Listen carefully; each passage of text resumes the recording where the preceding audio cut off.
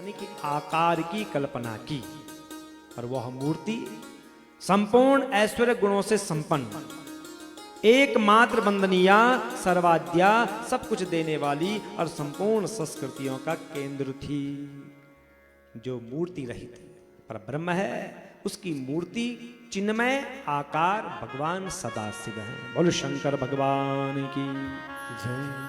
तो सदाशिव ने अपने विग्रह से स्वयं ही एक स्वरूप भूता शक्ति की सृष्टि की, जो उनके अपने श्री अंग से कभी भी अलग होने वाली नहीं थी, क्योंकि बिना शक्ति के तो ये सृष्टि चल नहीं सकती है।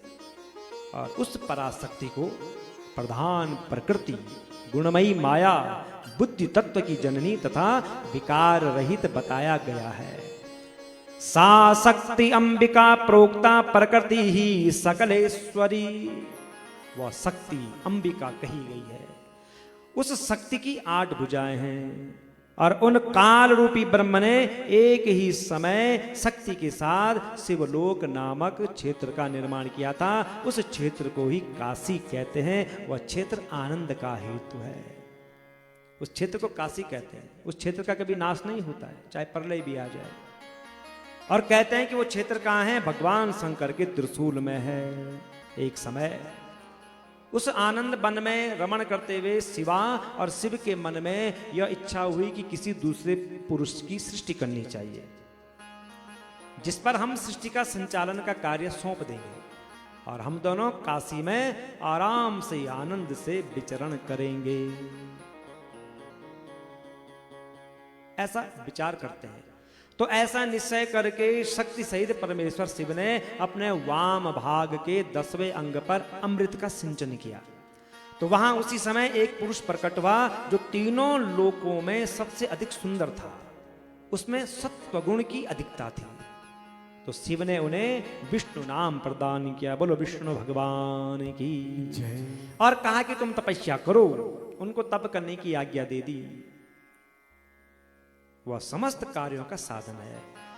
अब श्री हरि भगवान शिव को प्रणाम करके तपस्या करने लग गए। तो शक्ति सहित परमेश्वर शिव पार्षद गणों के साथ वहां से अदृश्य हो जाते हैं। 12,000 वर्ष तक तपस्या करने के पश्चात श्री विष्णु को भगवान शिव ने दर्शन नहीं दिए। 12,000 वर्ष तक तपस्या करी, भगवान शंकर का दर्शन नहीं हुआ। तो भगवान विष्णु को बड़ी चिंता हुई कि मुझे क्या करना चाहिए जिससे कि मुझे शंकर का दर्शन हो जाए। तो इसी बीच शिव की मंगलमय आकाशवाणी होती है कि पुनः तपस्या करो, अभी तुम्हारी तपस्या सफल नहीं हुई है। अरे 12,000 वर्ष तक हमने तपस्या करी, फिर तपस्या में कैसे करें? कहा तपस्या करो पुनः तुम। तो भगवान विष्णु ने ब्रह्म में ध्यान को अवस्थित करके पुनः दीर्घ काल तक अब घनघोर तपस्या करना प्रारंभ किया।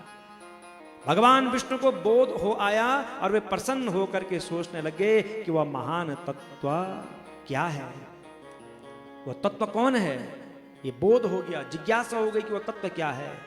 तो उस समय भगवान विष्णु के अंगों से अनेक प्रकार की जलधाराएं निकलने लग गई। उस जल से सारा सूना आकाश व्याप्त हो गया, और परम पुरुष विष्णु मोहित होकर के दीर्घ काल तक उस जल में शयन करने लग गए। तो उससे उनका नाम पड़ गया नारायण। बोलो नारायण भगवान की जय। जल ही जिनका अयन है, जल ही जिनका स्थान है, संसार ही जिनका स्थान है। नारायण, नार कहते हैं जल को, और नार कहते हैं जगत को। ये जगत उन्हीं की कृपा से तो चल रहा है। तो जैसे शयन करते हैं, तो प्रकृति से महतत्व प्रकट हुआ, और महतत्व से सत्वादि तीनों गुण, और 3 गुणों के भेद से ही त्रिविध अहंकार की उत्पत्ति होती है। अहंकार से 5 तन्मात्राएं हुई, और उन तन्मात्राओं से 5 भूत प्रकट होते हैं। उसी समय ज्ञानेंद्रियों और कर्मेंद्रियों का भी प्रादुर्भाव होता है। और तत्वों की संख्या कितनी है? 24।